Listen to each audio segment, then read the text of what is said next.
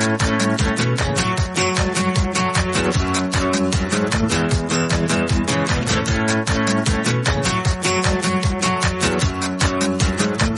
to the Books Applied podcast, presented by WSL Leadership.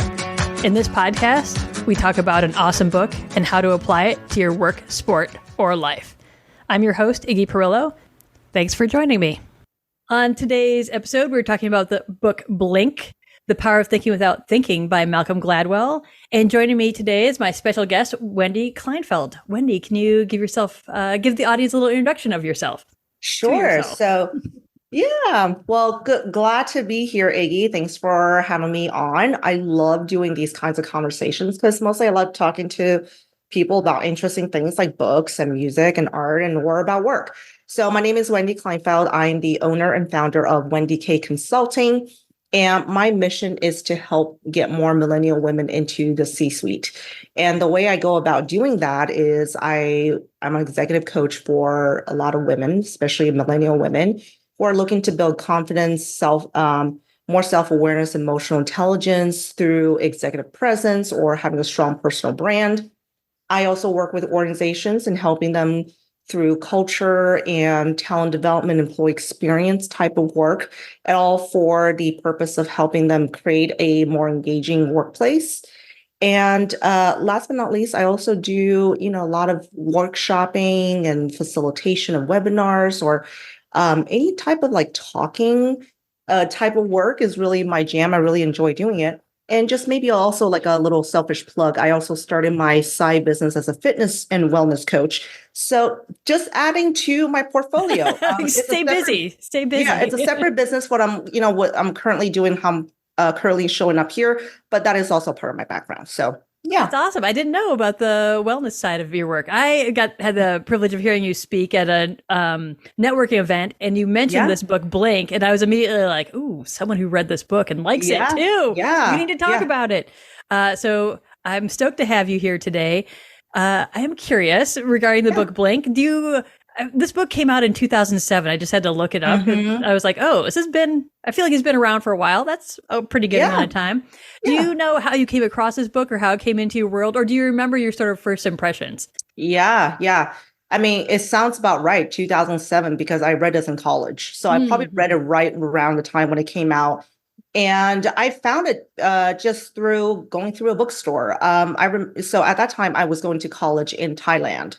And finding English books was always a treat. And we found this giant bookstore called Kinokuniya. It's a Japanese brand, and they actually have a presence here in Portland too, but much smaller version.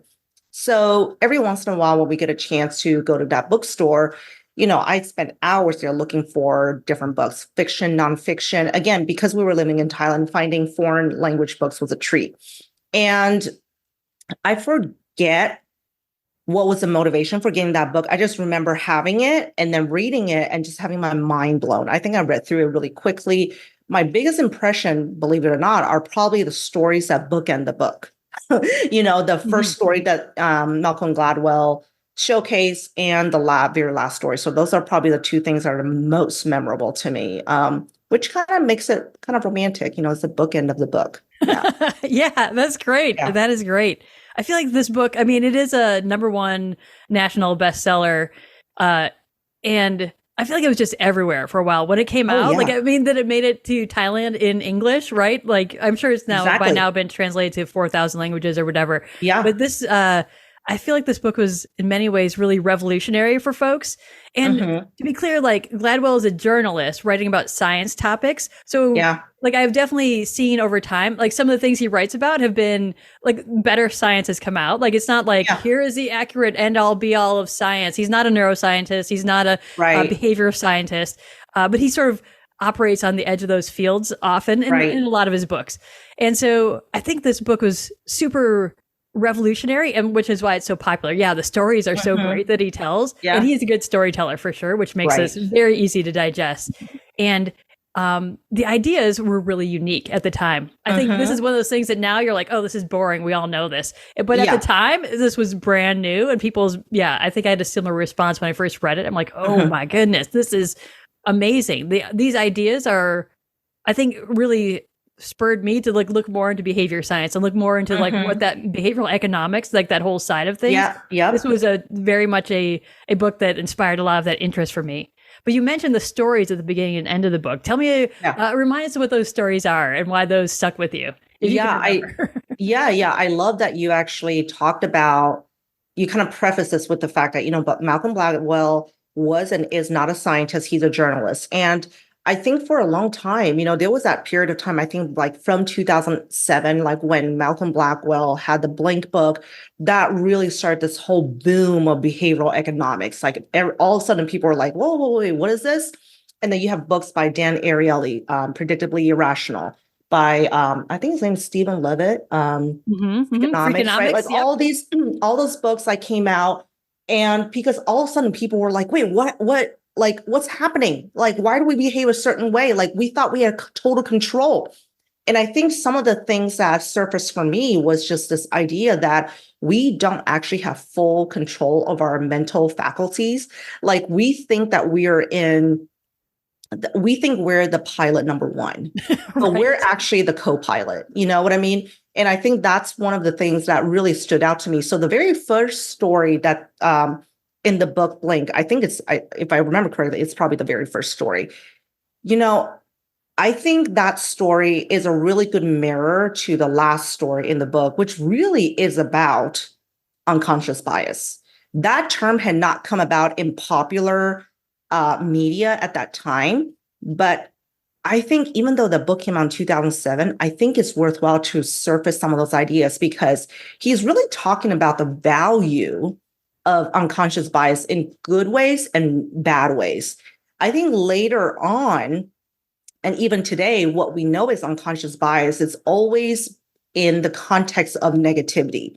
And for the most part, I would say the way it impacts people, the negative side is always more impactful in many ways, right? Or at least the way we remember them, and they're more memorable. But the way Malcolm Gladwell is, kind of framing this idea was really about our human ability to know something without knowing why we know it. Right? I mean, that in a way is somewhat like unconscious bias. It's let's give it a very neutral context. And it's an example that he gave too, which is I know what I'm seeing in front of me is not right. I just don't know why. You're right. Right. And so that's kind of what he's tapping into. Like we have this human ability. It's like human intuition or gut or whatever you want to call it, where we seem to have the knowledge, but we just don't know where it's coming from. And when we are questioned about it, it sounds very illogical. It sounds very irrational. Like I just feel it, or it's just in my gut. Yeah. And oftentimes the way that's been applied in workplaces and many social contexts, it has not been helpful. It has been harmful because we use that lens of judgment with people. But the very first story in Blink that Malcolm Gladwell wrote about was when it worked out right. And I think it was an example of like, maybe it was like a statue of David or maybe some other statue where these folks came, someone discovered some kind of ancient piece of sculpture or whatever. And then they had a bunch of like art experts and just all these, people who are really steep in the field of sculpturing and ancient art look at it and they're like, can't believe you found this. This is 100% authentic. Except for like 2 or 3 people who just by looking at it, they're like, there's something wrong with this. This is not a real like, this is not an authentic sculpture. Like they just said like, this is a replica. There's something wrong with this. And when they asked them why, they're like, we don't know. They're like, well, did you do like hours of study on it? And they're like, not really. I mean, we looked at the data, we looked at the reports you guys did, but I don't know, there's just something not right. When I looked at it, there's something off. And then what did they found after more examination was that, the sculpture was a fake. Yeah. Right. And then that was like the first mind-blowing story because you had no idea where he was going with this. Right. and so it's like, oh, so what is it that made these 2 or 3 experts right? And what was it about this thing that stood out? And the thing is, there is no logical explanation. For people who were reading the book and hoping that there was this piece, it was like, aha, like a CSI episode where you have like empirical evidence. It's like, there really wasn't. It's just that they had spent thousands of hours studying their craft, and they got so good at it that they could take one look at this thing and then they can tell you whether what you're looking at is truly what you're looking at. Yeah. Yeah. When they press these experts, they're like, well, what's wrong with it? And they're like, the fingernails question. Like they couldn't articulate what was wrong. Like they couldn't say, oh, this has the wrong style of this or that or whatever. Yeah. But this whole body of knowledge basically is fueling this fairly snap judgment in some ways. Like they look at it, they didn't study it, they didn't do like spectral analysis or whatever. They looked at it, kind of poked around, and were like, this isn't. Yeah, that same vibe. And I feel like we as humans feel this sometimes, like something's not quite right here. Like we don't have that conscious articulation of it, but it is literally the subconscious, like trying to like tap our brain into consciousness and being like, there's something weird here. There's something not quite whatever. He described this funny conversation between the owner of the statue and this expert that came in, and the expert says like, have you paid for this? And this guy's like, wait, what do you mean? He's like, well, if you have, try to get your money back. If you, if you haven't, don't. Like, he's just like, don't pay for this thing. Don't buy it. Like he's just really trying to be clear that this is not okay in a way that you shouldn't buy it or pay, for it. But he couldn't quite say what the one, there wasn't like a one thing, I think, is part of it too. It's this cluster of things. I think you articulated that beautifully. This long history of expertise. Then once you apply it to looking at an object, in this case, was this fellow's area of expertise, he could say there's so many things that don't fit, but not any one thing is like blatantly wrong with it. There's just a lot of hints and clues that this is not okay, this situation. Yeah.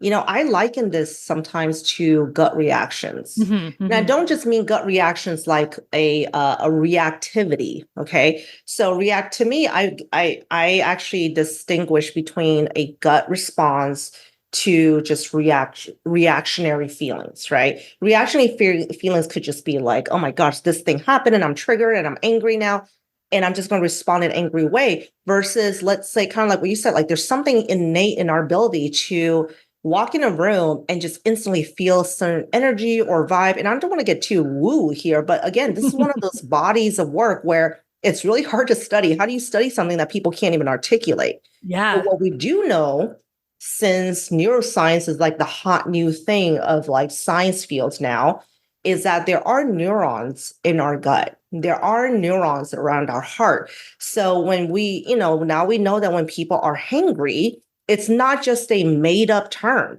It is actually your body's fight and flight response because you are hungry. And those neurons in your gut is sending that message to your brain.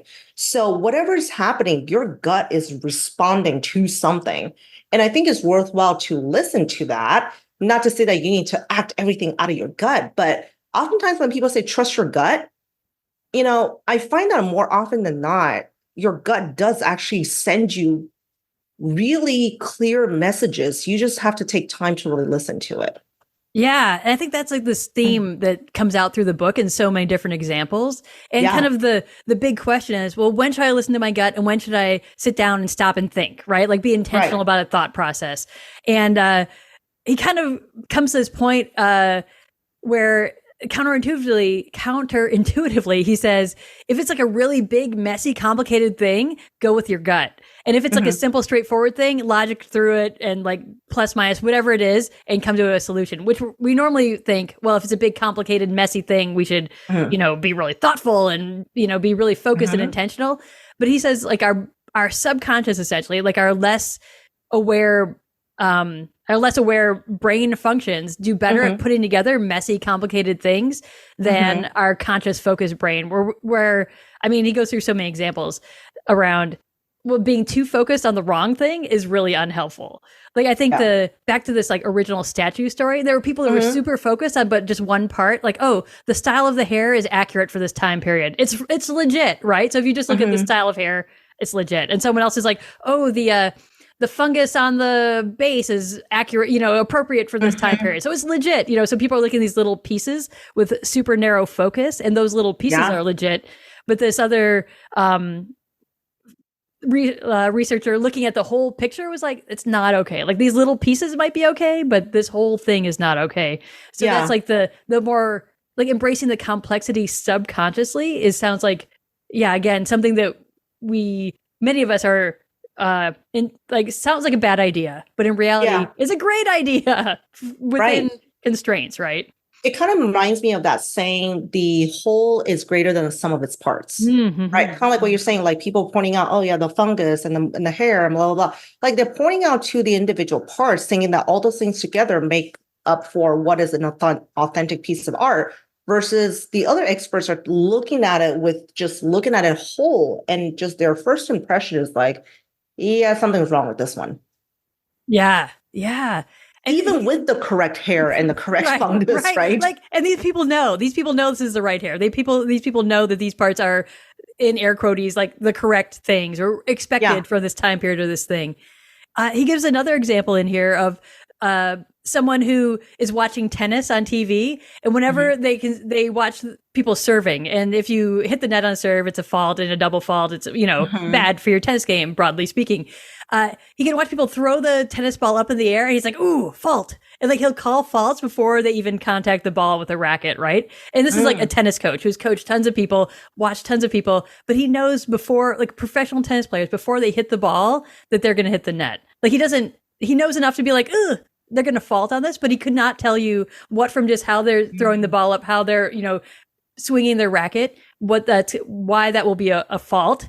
But it was like accurate more than chance, right? And so this is again like an area where an expert can say things like in the moment based on this whole list of things that are happening. Like, was that toss for the serve at the right angle? Yes. Was that toss for the serve? Like there are probably pieces of it that were right, but is somehow able to put together all these little details and find and discover that something's wrong with this picture. Like, that's not going to go, that's not going to make it over the net, essentially, is what this tennis coach is like aware of, but can't say why. Can't teach people like, I don't, could not articulate the little pieces that were wrong that led to that fault for that tennis. Yeah. And that part is interesting because correct me if I'm wrong, keep me honest. Was it Malcolm Gladwell who said that to be an expert, you need like 10,000 hours of practice on craft? Or was it somebody else who said that? That was Malcolm Gladwell, the journalist interpretation of Anders Ericsson, whose research is slightly different from what that actually is, but more or less, 10,000 hours of deliberate practice versus 10,000 hours. Like me watching 10,000 hours of tennis will not make me a tennis coach. I guarantee you that. Like no chance of that. But expert status takes time is like the key takeaway for that. And as you're saying that kind of makes me think about just how the world has shifted, because basically in that book, Malcolm Gladwell, it passively sort of advocates for the expertise route, for the life of the expert, right? Like you do something so much, so often, for so long that you just know it. It's part of your identity. But like me having worked in HR and still very like in touch with some of the, trends today that they talk about with the workforce and all that, is we're kind of moving away from that expertise world. Like just because everything's changing so quickly. Right? Like, I mean, when did AI land in the business world, right?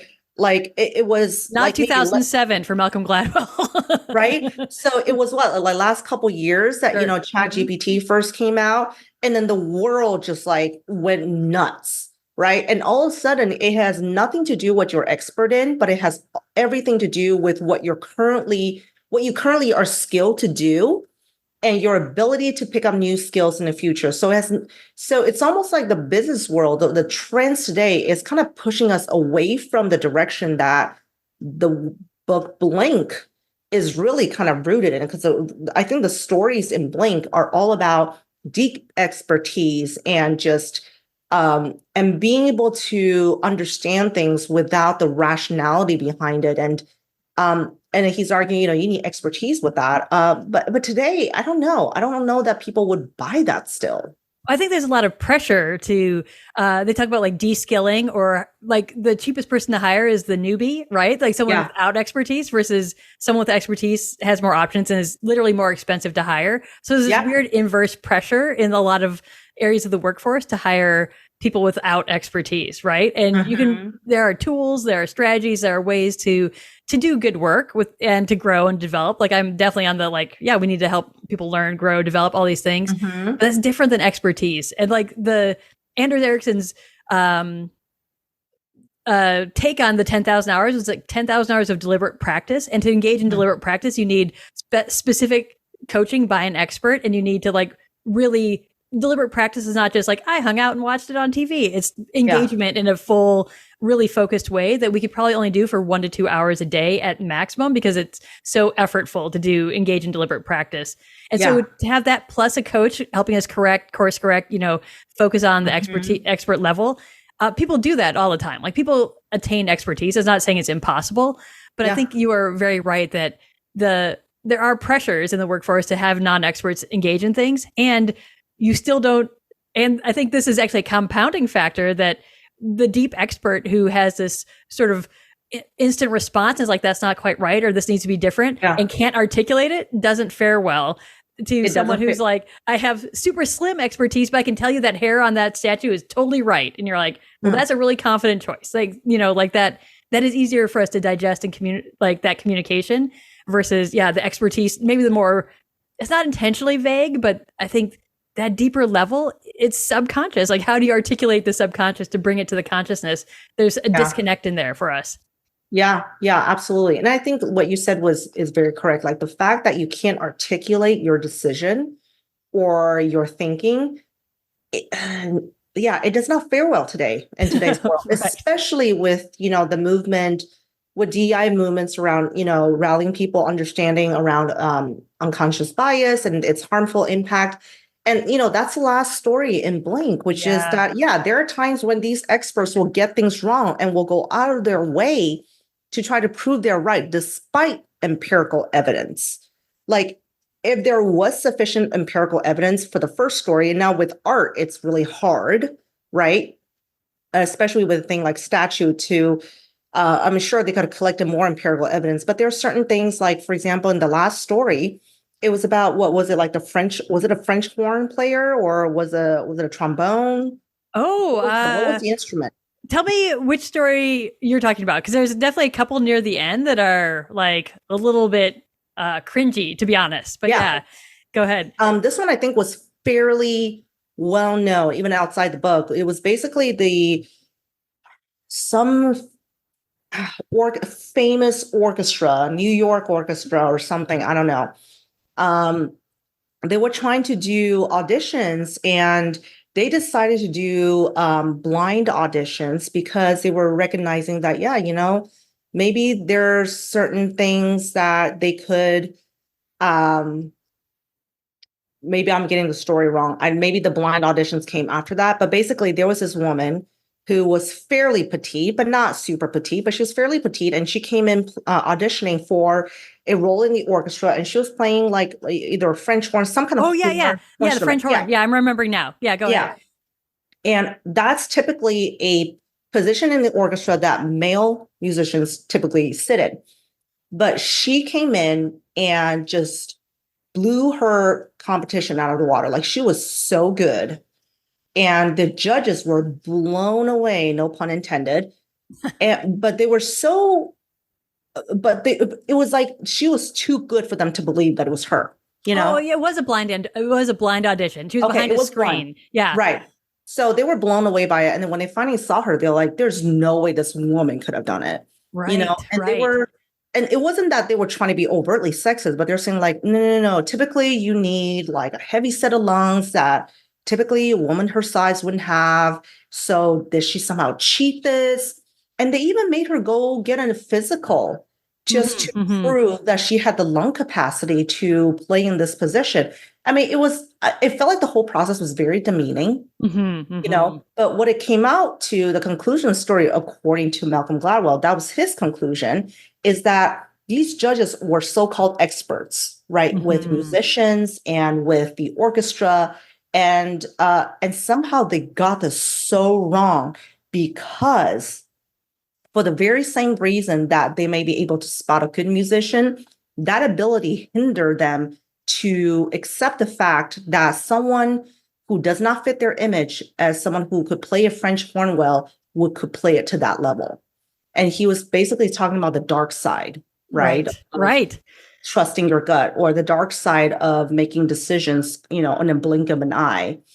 And yeah, I mean, that kind of, just shows, like people aren't really, they aren't really receptive to like, I made a decision. Why? Well, I just kind of just felt right. People don't really like that anymore, and there's not a lot of room for that. Now, this is not to say that people still don't do that. I mean, this still happens, in the workplace and whatnot. It's just not openly acceptable anymore. Right. Absolutely. And I think I would say in the modern world, you're more likely to have someone, I think in the case of the woman in the orchestra, she like brought suit against him. She was like, I was definitively the best. You look at all the judges' scorecards, they marked me the highest, and yet they saw me as a woman, then they didn't give me the job. That is sexism. I think she filed suit, whatever, which is like good on her for doing that. But also like, why do you have to like go through this pathway of legally forcing people to do what they already rated you at, which was the highest, metrics to get this position. Like she should have earned the position based on her scoring from the judges. Right. And so I think it's more likely that people are less tolerant of that type of behavior now. Like they're like, well, you didn't look right for the job. Like if you say that to someone, everyone's going to be like, excuse me? Like, hold on a second. What do you mean you didn't look right for the job versus you didn't have the skills for the job versus, kind of other things. I think there's this interesting area in the world of hiring HR when you say people weren't a good cultural fit. And you're like, what does this mean? Does that mean they didn't look right for the job or they didn't have the right skills for the job? Which is, it's a little bit neither, a little bit both, like whatever. But I think there are messy ways, not messy, but there are ways we try to skirt around this to sort of for sure say we want someone who looks like the person we want to have in the role without saying, oh, you don't look right for the role or you do look right for the role. Like that. Absolutely. That is out there. And we are just finding more creative ways to do it, but it's still fundamentally just not cool. Absolutely. Like I was going to say that people are just finding more creative ways to say the thing that they'd rather say. I've heard everything from, well, you just don't show up as a leader. Like, I'm not sure how people would respond to you, or I don't know if you can take the original responsibility. I'm really just looking for someone who can do X, and then they'll name something that's obviously not you. Like people have find all kinds of ways. And to be honest, like, I know this is kind of moving away from the topic of blank, but I think there's value in people being vulnerable with the truth. And if you're a person who does not want to promote this one person on your team because you feel like, I don't know. I mean, it's going to be a team full of men. I don't think she can handle that. If that is your thinking, then I would say, first of all, like, question yourself, like, what's leading you to think about that? And also the vulnerability piece comes to just asking, hey, I just want you to be aware that this new team that you could potentially be leading is, maybe all male. And, how do you feel about that? And just kind of making sure, like, there's vulnerability in that questioning and being clear. Now, people might say, oh, no, you can't ask something like that. I'm like, yes, you can. You have to do it in a non-jerk way. That's when you get you get in trouble with HR, is when you start acting like a jerk and making assumptions rather than having an open conversation and saying, like, how do you feel about this new team that you're going to manage, right? Like, your teammates are going to look, be very different. It's going to be a different dynamic. How do you feel about it? Do you feel ready? Are there areas that we could help you become more ready, right?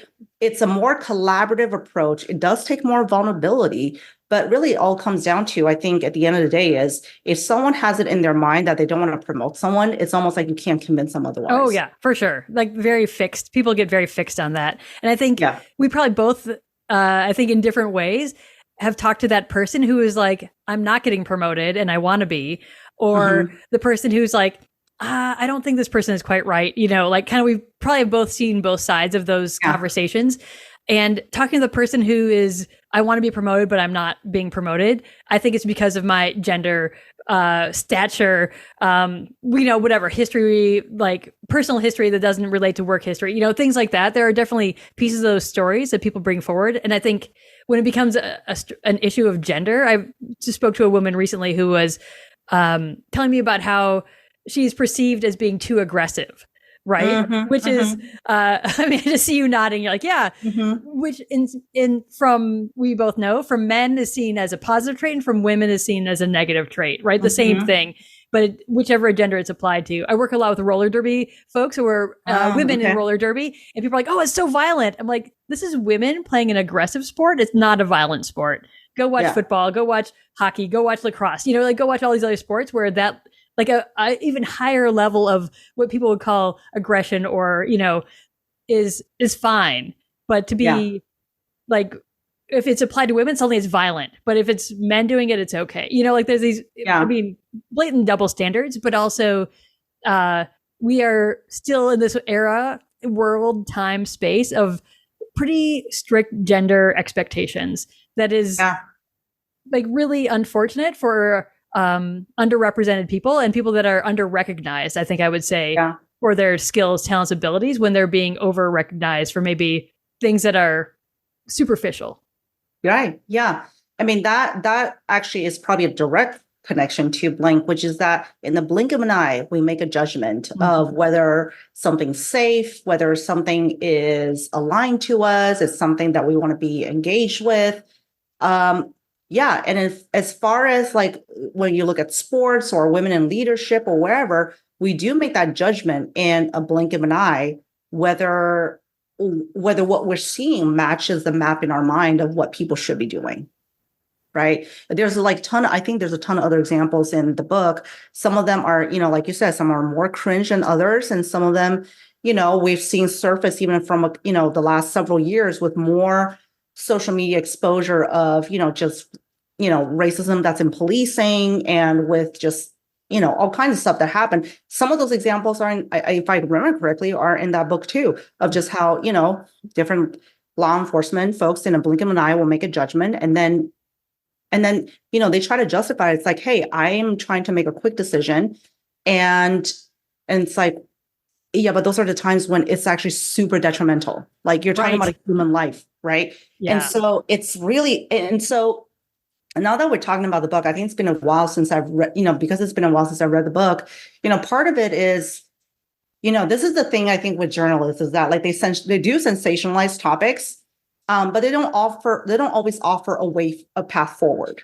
Say, okay, what do we do about this, right? Versus I think when it comes from people with an actual science background, they can give some suggestions based on what they've seen in research. But with journalists, I think they just want to see the conversations continue. And so it's like, okay, what do you do in that case, right? And even with his quick, rule of thumb of like, when it's complex, go with your gut. When it's simple, be logical. It's like, does that always work? Oh yeah, right. Definitely not. Yeah. And so part of the way I'm thinking about even the book now as I'm reflecting on it is like, what is really the lesson learned from the book? Was it a start of the conversation that later on will lead to the popularization of unconscious bias as a phenomenon that's going to be taught in schools, taught in the corporate space? Or was that just a moment in time when behavioral economics became a huge thing and now we're more aware of just the fallacies of human behavior and our cognitive functioning, right? So to me, I just look at it as like, what is this telling us? What can we do with that information? That is a great question. Yeah, for sure. What can we do with it? I think there's this other part that I think goes in between the like, if it's complex, make it, go with your gut. And if it's simple, go thinking. He talks about thin slices. I don't remember this section. And thin slicing means like you focus on certain factors almost exclusively to make your decision. And so instead of trying to take in every data point, because I think this is part of the like complex situations have too many data points and our brain like can't process them all together. And some are conflicting and some are this and some are that. And so the subconscious simplifies and makes decisions. But I think our conscious minds, we can try and focus on a million too many things, or we can train ourselves. And I feel like after I read this book, I had this experience of crossing the US Canada border driving. So I had to like pull up to the window at the, the border crossing, hand them, my documents, my passport or whatever. And they look at me and they look at my passport and they look at me and they're trying to decide if I need to be pulled in for more questioning or if I can go through. Right. And I'm like, oh, this is a thin slice situation. Like he has a couple data points. He has eyeball view of me in my car. And he has my passport in his hand, right? So he can see if I'm, whatever, my citizenship and things like kind of documentation. And I think those, like, that's an area where you don't want to just go with your gut all the time, right? Like, as a border guard, like in that specific situation, nor do you want to have a 45-point checklist that you have to go through and like logically go through. Like, let me check on this thing and this thing and this thing so that everyone waits for 6 hours at the border to like drive across. And so by me showing up, handing my thing over, I think the border patrol folks usually ask, like, what are you going to do? Like this kind of some general question, like, what are your plans in Canada? And I'm like, oh, I'm going to go to, I think I was headed to a museum or, whatever. I was going to go do this thing. Like I had an answer. And so I could imagine, I mean, this is me imagining that the training for that person is the thin slice of like, you look at the documents, like, are they legit? You look at the vehicle. Does it seem like it's not, are there more people in there you need documents from or whatever? And most likely, I mean, this is me speculatively, you need to make a quick judgment on, is this person telling me something that makes sense, like broadly speaking? Like if I said like, oh, I'm going to, if I think there's a point where, again, like to say someone acts shady is like really dangerous. Like to be like, well, what does it mean to act shady or look shady or, have a shady vehicle or have, like to be questionable.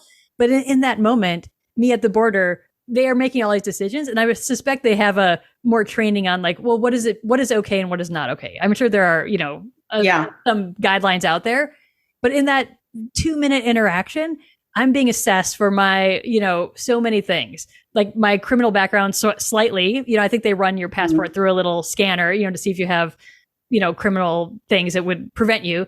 But I think from coming across the border, but a lot of it is that character assessment based on that interaction with that human. And perhaps there's, I would not doubt there's a scanner reading my license plate, like there's facts that come in. But that human and my interaction, I've had the same thing happen at an airport traveling internationally. You go to the sort of border, customs type of agent who's like, what are you here for? Blah, blah, blah. You hand your passport. They look at you. They always make eye contact with you.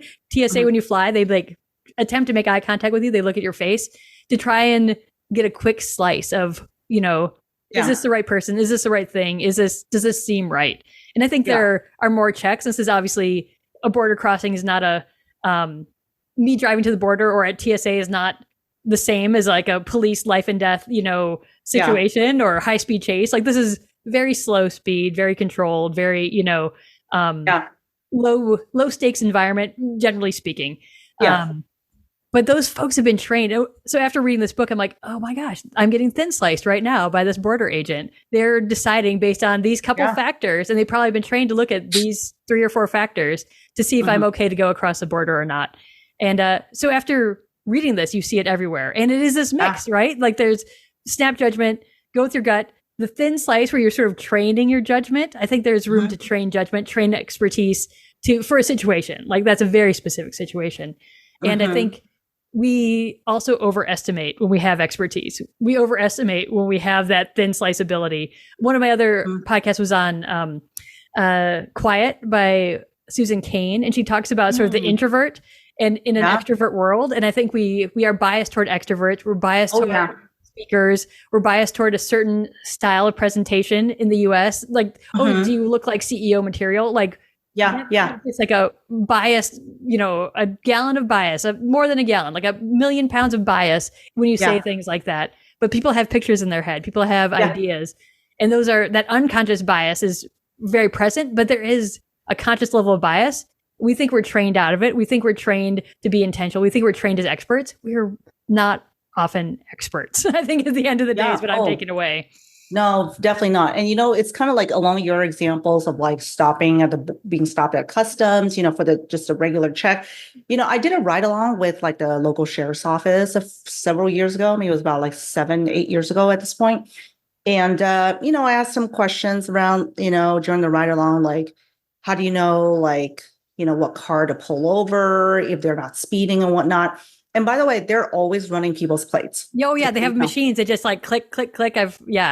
So just so people know that if there's a cop behind you, most likely your plates are getting run. So I mean, they just do that routinely. But then the officer also told me that sometimes just by looking at the car, they know whether to pull them over or not. And that's when I got really interested. I was like, oh, like what do you mean? Like what are the things? And the funny thing was he couldn't really tell me. Like I think he tried. I think he wasn't like withholding, but I think he tried, but he couldn't articulate exactly what it was that made him would want to, pull over a car. He's like, well, you just kind of see, the car's like it's a little old. It looks a little bit beat up, a little run down, So they're probably making, like you said, they're probably thin slicing, making correlations of if someone doesn't take care of the car, does it also mean that maybe they have an unpaid parking ticket? That do they have an outstanding warrant? Maybe like if they're trying to make correlations of like, maybe if you are, if you don't have your crap together in one area of life, would that maybe translate to another, right? And personally too, what's been interesting is like, so I am a naturalized American. So that means for a number of years, I was not an American and I didn't have an American passport. And let me tell you, international travel as a non-American versus American, night and day difference. You get thin sliced differently. So I remember my first time traveling internationally with an American passport. It just felt like I could fly through everything. I mean, it's not that they don't question you and, in the other country, but the first look at the American passport, they're like, okay, it's an American passport. They don't want to mess with that, just so in case people are wondering what, how we're perceived outside world, like people don't generally want to mess with Americans when you travel. And so they see the American passport. So they immediately have this sense of like, we probably don't want to question this person too much. And then they look at me to make sure that I am the person in the passport. They ask me questions. You here for business or pleasure or vacation? All right. Go, So versus before when I had a Chinese passport, I needed a lot more documentation because not only was I technically a citizen of China, but I did not live in China. So I had residence in another country. So that means I had more documentation. And so first thing to look at is like, oh, you have a Chinese passport. Well, the suspicion for them automatically rise because there has been so many cases, and I don't know about more recent, but in the past, when I lived in Hungary, there were a lot of undocumented Chinese people who have kind of, smuggled themselves through or, kind of in. And so when they first see the Chinese passport, they thin slice you, they have to decide, okay, I'm going to have to judge this person differently. And then they see that I have residency in another country, and then they're trying to put the two and two together. And so it's just more questions. It's not like they take me to a holding cell or anything like that, but they're just more questions and they're judging me very differently. So having those two different experiences, like now that you call it out, it's like, okay, next time I'm going to pay attention. Like how's law enforcement, how authority figures thin slicing me, depending on how I show up. Absolutely. Absolutely. And I think, and that's trained. I would say thin slicing is sort of like a trained expertise in a super narrow area. Like I'm trained to be a border agent and do this job and look at these things, and people can build expertise in that 5-minute interaction, right? Or whatever, that quick assessment, but with knowledge, with training. And I think there's this other part that the book sort of, I don't remember it actually going into deeply, like how you train. Like we talked about the 10,000 hours expertise, but I think like how you train to be an expert is not easy. I think that building broadness of expertise is, that takes time, that takes effort, that takes a lot of intentionality, I think, on a lot of people's parts, on the part of the person who wants to be that expert. And I think that's why I'm like, oh, the 10,000 hours, I'm like, ugh, like a little bit eye rolly because like, how you use those 10,000 hours has a huge impact. Like I think all of us have spent 10,000 hours doing something. We're all above average drivers because we've not crashed today or this week or this month. Like we're all, we inflate our idea of ourselves and we inflate our idea of our expertise. There's tons of beautiful studies on that. Like people who are hired as experts then have an even more inflated sense of their expertise. And I think are fundamentally less trustworthy on their judgments and their assessments in the popular media. I feel like there's like studies of pundits and journalists, and stuff like, not journalists specifically, but studies of different policy wonks and people who are like, well, I'm an expert in la la la, this very kind of esoteric thing. but their predictions are usually farther off than the average Joe Schmo, is kind of how the studies come about. And I think this speaks back to like your initial point about this book and opening our collective consciousness to the idea of unconscious bias, but also the behavioral economics and how we make decisions is not as straightforward as we want to think, or at our best or our worst. So like we are a mess of decision makers, you know, when it comes to those either snap judgments or even those deep thought kind of judgments. There's, you know, tons of books on that too, that kind of conscious thinking process. But it comes back around to, we still are making the snap judgments. Then what do we do with it? We're still making that, we still have that gut response. When should we listen? When should we not? How do we know it's valid versus not? And how do we fit in this compounding factor of thinking we're smarter than we are? Because we're often not smarter than we think we are. I've heard different kinds of, tools to help us make decisions. Because you're right. Because at the end of the day, really what Blink is about is how to make decisions. And he's just kind of uncovering that there is an element of, it's almost like a human superpowers or intuition to be able to make decisions based on that. But when you are inundated with so many data points, how do you make a decision, right? And I've heard so many different approaches. I've heard the rule of like if something doesn't matter in the next 5 years, do not spend more than 5 minutes talking about it or more than 5 minutes thinking about it. I think maybe that has worked in the past, but now with how fast things are changing, I would say if something is not going to impact you over the next year, maybe it's not going to be that, maybe it's not something that you need to get involved with so heavily that it stops all action. I would say at the end of the day, for me, I'm somebody who's biased to action. So sometimes I might make decisions that to others seem very rash, but to me, it's like I feel it. I feel, again, I think I do rely on my intuition quite a bit when I look back at my life and how I've come to decisions. I like to always think that I'm a logical person, but I think that if I have to be really truthful with myself, I do rely a lot on my gut. It's not that I don't rely on information, but I think sometimes I also get myself into a space of paralysis by analysis. And that's where having these decision tools is helpful, because you got to do something. Inaction is a form of decision, it's a form of action, and it's probably not the one that you actually want. Right. So like, I just remember I spent like 2 weeks trying to decide what pair of running shoes I wanted. Like I got all these brands. I, would try them on, and I just was like, which one do I pick? It's like, it doesn't matter. I use them like barely 20 times. So in the end, it's not that big of a deal. Right. Right. So, yeah. That's great. Yeah. I think that's a great takeaway from this book, to be thoughtful about how much effort we're putting into decision making, to be attempt to like build our self-awareness about where we have expertise and where we don't. Yeah. And to take a second to embrace the subconscious information. Like if it's actually conscious information we're getting, that's not our subconscious. Like if we can easily articulate it, that's not subconscious. But there's this other chapter where he's like, we're great at telling ourselves stories to justify whatever we want to justify. Like we're awesome at like making a decision, being like, well, that was because of all these very logical, thoughtful reasons. And in reality, it was a more subconscious response. So pulling apart all these things, I think, this sets us up to be, what I like about this book mainly is that it sets us up to be aware of our snap judgment, sort of intuitive gut feel of things in a way that to take that information more seriously. And maybe that's just another data point, like that is fine. But I think the gut feel data point is one that we try to rationalize ourselves out of, or we go too far and like embrace wholeheartedly without some like counter, factual information in our world around us. Like there's a space and time for both. I think there's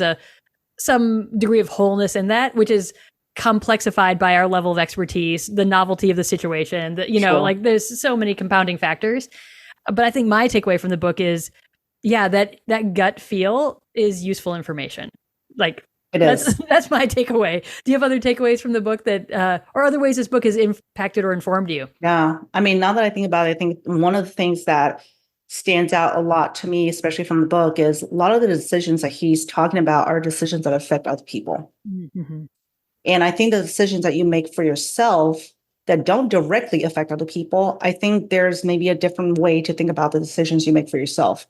And I can't help it because I'm a coach for other people, and I do a lot of leadership coaching and also career coaching. But I find that when people are trying to make career decisions for themselves, they overanalyze it like it's going to affect somebody else. And oftentimes that somebody else that they're trying to consider is like their current employer. They're trying, and my encouragement to them is they should not really be a factor. I mean, they're going to be impacted if you choose to leave them, but that impact is minuscule compared to the impact on you as an individual, whether you stay or not. So I think that it might be also good to have a model in your head of, if I make a decision that affects others, like my family, my friends, or whatever, versus a decision I make for myself that does not directly affect others. And I think people can take bolder moves on decisions that they make for themselves, because at the end of the day, if it's not the right decision, it's okay, because you can always go back and do something else, or you can pivot, especially if it doesn't affect other people directly and we're in a way that is not a direct impact in their day-to-day. I encourage people to make bolder moves, bolder decisions for themselves. I love it. I want to kind of wrap it up on that statement, because that is fantastic. Make bolder decisions, people. It's okay. Yes. It's okay. Yes. Mm-hmm. Thanks so much, Wendy, for talking with me about this book. It's been awesome chatting with you today. Yeah, this was super fun. Thanks for having me.